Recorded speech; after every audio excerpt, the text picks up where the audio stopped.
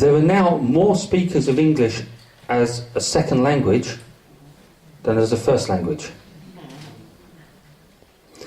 And English is used in around 60 countries around the world as a lingua franca. And it's increasing. A great example would be Rwanda, which until about 18 months ago, the education system was mostly in French. 18 months ago, they decided the following year, the education system would be in English.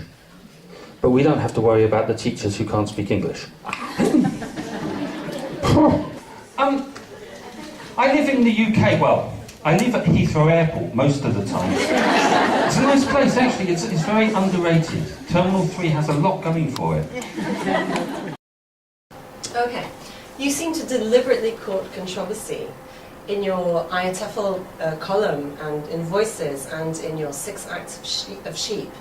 You act as the devil's advocate.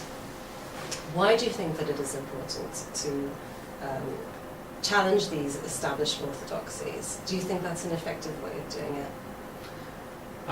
Let me start by the second part. Isn't it an effective way? I think it is, because people have noticed, and whether things have changed because of that is a different matter. Why do I do it? I think really because I think we get very comfortable with what we do.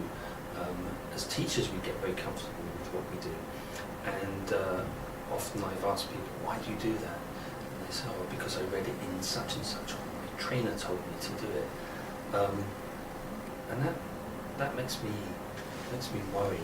I mean, one word I think that should be banned is the word expert. I hate the word expert. I think we all have something to give, so my feeling is, get people to ask why. If they can justify, if they can give a sound reason for it, then that's fine. I'm also very lucky that my editor for Voices has given me a sort of a way out by saying that I'm deliberately debunking myths, so that it's not necessarily what I believe. So that makes it easier when publishers say to me, do you really think that? And I say, well, read the byline. Okay. You're popping up all over the place. You're very active on One Stop English. What drives you and what is special about One Stop English? The first thing I think that drives me is that I'm very lucky. I do a job that I love. And I get to do lots of different things. I work with people who, for example, only work with secondary, only work with primary. And I think that would drive me mad if I was always doing something that was very similar. So part of what drives me is the range of things that I'm able to do and allowed to do. What's special about One Stop English, for me, what's special is that they give me the opportunity to take a new idea that I want to try out, and try it out with an audience. And also, it's developed very much over the years, so now I get a lot of feedback from people who use the materials, and that's quite good. The other thing I think that it's very good for is a starting place for potential authors or budding authors. And I can think of one person who's at this conference who started off by sending in a lesson idea for nothing to the lesson share on One Stop English, and that's Lindsay Cloudfield. Great. You keep your hand in by teaching, even though you're very busy with your writing and conferences. Why do you feel that that's important?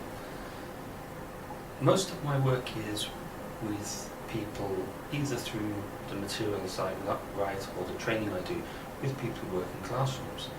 And unless I'm in the classroom, how do I know what the reality of those classrooms are like? Actually, I've now stopped teaching for the past year, and I do miss it. I don't miss the politics of working at an institution, but I do miss the interaction with regular students. I still go into classrooms and get to teach, but usually when I'm on trips. So I'm in China in 10 days' time, and I'll be teaching in a Chinese school. but that's not the same because they're not my students. So I'm hoping at some point in the near future to be able to go back into the classroom on a regular basis and have that reality check. Okay. You've developed materials for course books in South America, in Asia, in Uzbekistan. How do you cater to such a culturally diverse audience? I think there's two things there. The first is I try and find out as much about the audience, the market that I'm writing for. I collect as much information, I talk to people, I visit classrooms, and I'm open. I try not to go in with any assumptions at all, sort of a blank slate. There's obviously background things that are there. And the other thing is I'm a magpie. I collect and collect and collect. And so I have lots of useless pieces of information floating around in my head that suddenly become useful when you're actually working on materials for a particular area or region. So I think that's it. I run international quizzes, and the reason why is because I've got lots of useless information I've picked up over the years. What is your experience with teachers and or students from Portugal? Very limited, actually. This is the first time I've actually been to Portugal and stepped outside the airport. I've transited through the airport a number of times on my way to countries in Africa. The teachers at the conference that I've met are very enthusiastic.